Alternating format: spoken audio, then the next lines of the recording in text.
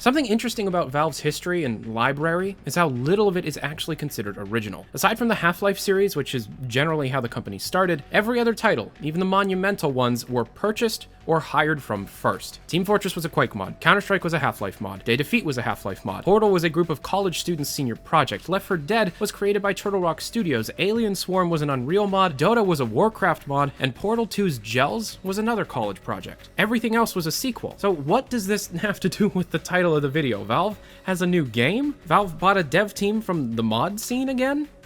Yep. The mod scene from 20 years ago has mutated over the last 2 decades into what we now know as indies, thanks to engines like Unity and Unreal. So we can thank that community for Valve's next game, Valley of the Gods. Oh, you've already heard about that one. That's the game from the Firewatch people that was shown at last year's Game Awards. The team is called Campo Santo, and according to a press release from April 21st, Campo Santo in its entirety has, quote, agreed to join Valve, where we will maintain our jobs and continue production on In the Valley of the Gods as a Valve game. The rest of the release does not clue into whatever agreement between Valve and Santo was made. Questions arise. Has Valve bought out the team? Are they still Campo Santo, or are they now just Valve? Is Valve only publishing, or is this a true Valve title and anyone can freely join the team? In the release, Santo states that as a group, they had to run the company on top of developing. Is Valve assisting in the day-to-day? And if so, to what extent? Most importantly, does this retroactively make Firewatch, Santo's last game,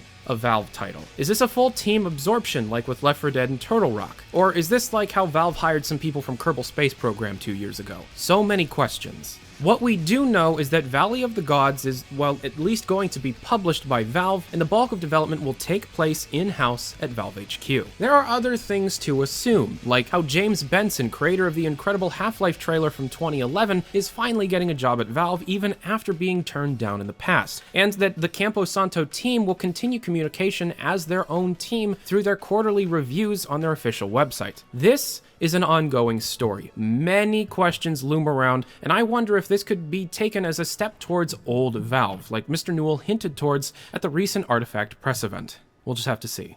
Love ya.